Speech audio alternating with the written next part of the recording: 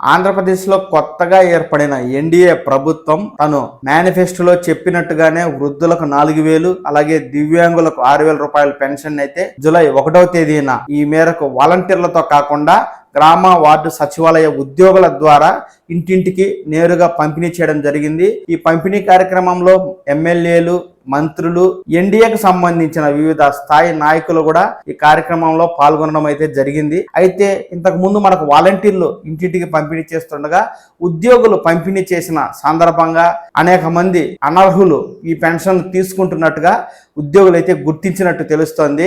దీంతో రాష్ట్రంలో భారీగా బోగస్ పెన్షన్ పొందుతున్న వారి నివేదికను అధికారులు రూపొందించి ఈ మేరకు సీఎం చంద్రబాబు నాయుడు గారికి నివేదిక ఇచ్చినట్టుగాను 2.5 లక్షల మంది బోగస్ పెన్షన్లు జూలై నెలలో తీసుకున్నట్టుగాను అధికారులు తెలపడంతో సీఎం చంద్రబాబు నాయుడు గారు ఈ మేరకు ఈ ఎన్టీఆర్ భరోసా పెన్షన్లలో అనర్హుల ఏరవేతకు ఆదేశాలు జారీ చేయడం జరిగింది. అనర్హులు అంటే ఆధార్ కార్డులో వయసును పెంచి వృద్ధాప్య పెన్షన్ పొందుతున్న వారు, చిన్న చిన్న లోపాలకే వికలాంగుల పెన్షన్ పొందుతున్నవారు, వీరు లంచాలు ఇచ్చో లేకపోతే రికమెండేషన్ చేసుకునో ఎక్కువ వికలాంగత్వం ఉన్నట్టుగా ఈ సదరన్ సర్టిఫికేట్ పొంది ఆ విధంగా వికలాంగుల పెన్షన్ పొందుతున్నట్టుగాను, ఒంటరి మహిళలు కాకపోయినప్పటికీ ఒంటరి మహిళల పెన్షన్, అలాగే వితంతువులు కాకపోయినప్పటికీ వితంతువుల పెన్షన్, రాజకీయ ప్రోద్బలంతో కొందరు ప్రభుత్వ ఉద్యోగుల కుటుంబాల్లోని వ్యక్తులు పింఛన్లు తీసుకుంటున్నట్టు గుర్తించిన అధికారులు ఈ మేరకు రిపోర్టును తయారు చేసి సీఎం చంద్రబాబు నాయుడు గారికి అందించి ఈ ఫిర్యాదు చేయడం అనేది జరిగింది.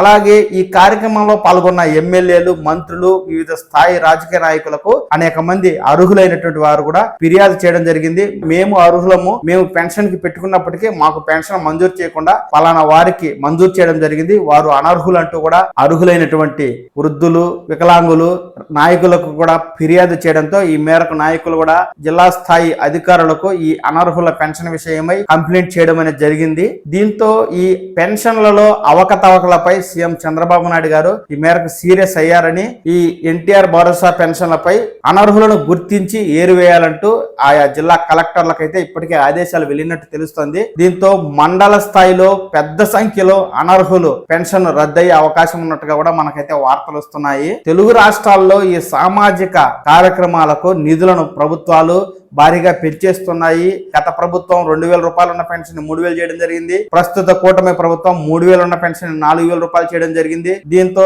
సంవత్సరానికి 40 నుంచి 50,000 కోట్ల రూపాయలు వివిధ ఉచిత పథకాలకు ఖర్చు అవుతున్న నేపథ్యంలో రాష్ట్ర ప్రభుత్వాలు ఈ పథకాలు అర్హులకే చెందేట్టు అనర్హులకు చెందకుండా ఉండేందుకు కఠిన నియమాలను అయితే అమలు చేస్తున్నాయండి. అలాగే రాష్ట్రంలో ఎన్డీఏ ప్రభుత్వం ఏర్పడింది కాబట్టి ఎస్సీ, ఎస్టీ, బీసీ, మైనారిటీ వర్గాల వారికి 50 సంవత్సరాలకే కొత్త పెన్షన్ ఇస్తామంటూ హామీ ఇచ్చింది కాబట్టి ఎన్టీఆర్ భరోసా కింద తమకు ఎప్పుడు పెన్షన్ వస్తుందా అని చెప్పి 50 సంవత్సరాలు నిండిన వారైతే ఆశగా ఎదురు చూస్తున్నారండి. ఇలాంటి వారికి మనకు ప్రభుత్వం ఏర్పడి కేవలం 1 నెల మాత్రమే అయింది.